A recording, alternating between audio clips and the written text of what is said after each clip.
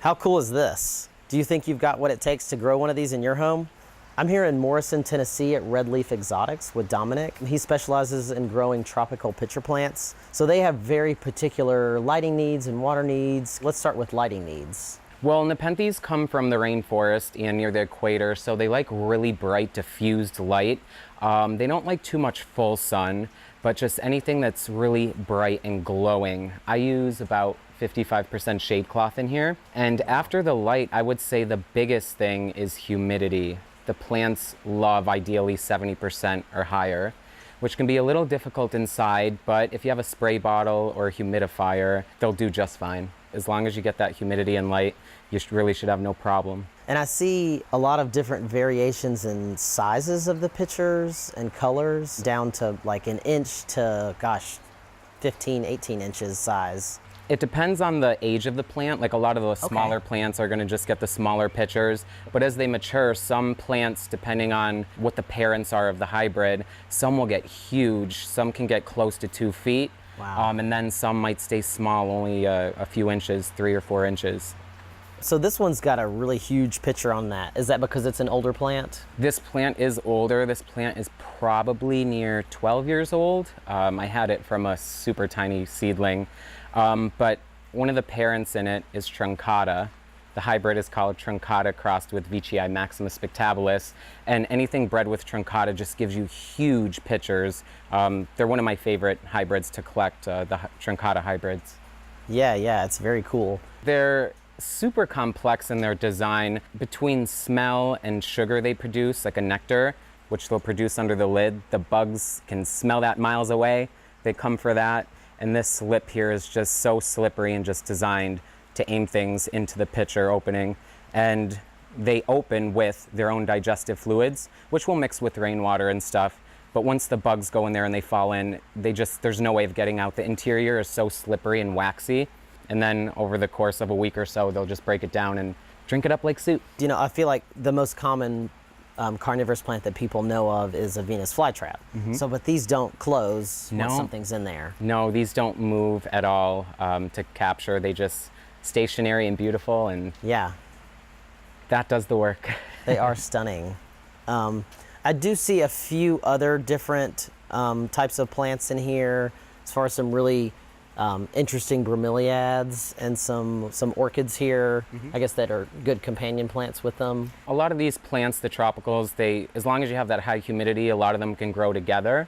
Bromeliads and orchids are another passion that I flow into. I love them grown all together. So these definitely have a particular type of soil needs that I'm seeing here. This looks like sphagnum moss. Tell me more about this. So Nepenthes come from environments with really poor nutrients in the soil. So they can't really do a rich soil that's too thick. They love growing in sphagnum moss, and in the wild you can find some of them growing in it. It's really moist. It's poor in nutrients. It's acidic, which the plants love. And it really allows the roots to stay moist, but get some aeration down in there. To me, it's the best mix you can use. I use long fiber sphagnum mixed with perlite, half and half.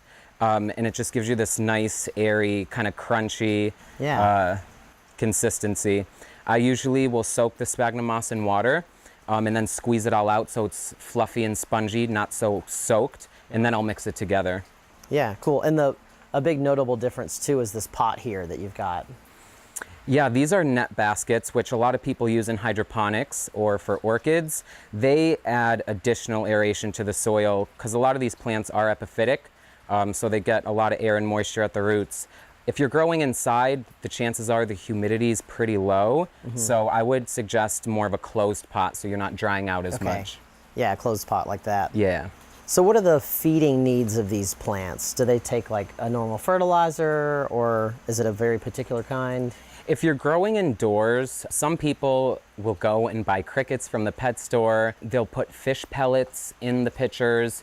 You can sometimes use Osmocote, but you really have to do your research and test it out before just going and throwing a bunch of this stuff in the pitchers. I don't suggest ever putting dead meat or hamburger in the plants. A lot of people do that, and it's a big mistake. Yeah. It'll rot the pitchers. And it would smell. Yeah. So maybe more organic things like live insects. For more advanced care, and again, you really have to like do your trial and error, fertilizer works amazing.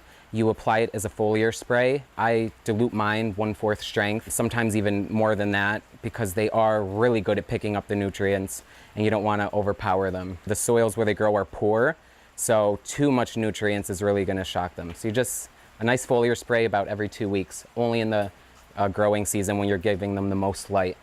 So if you're not sure, it's best to under-fertilize with them. Yeah, I would suggest if you're just beginning out to maybe go the fish pellet, maybe one in a pitcher every couple weeks, or live insects. That seems to be the most fun too, to put like a spider or something Yeah, in there. that's why a lot of people. Are there any particular insects that are better or worse?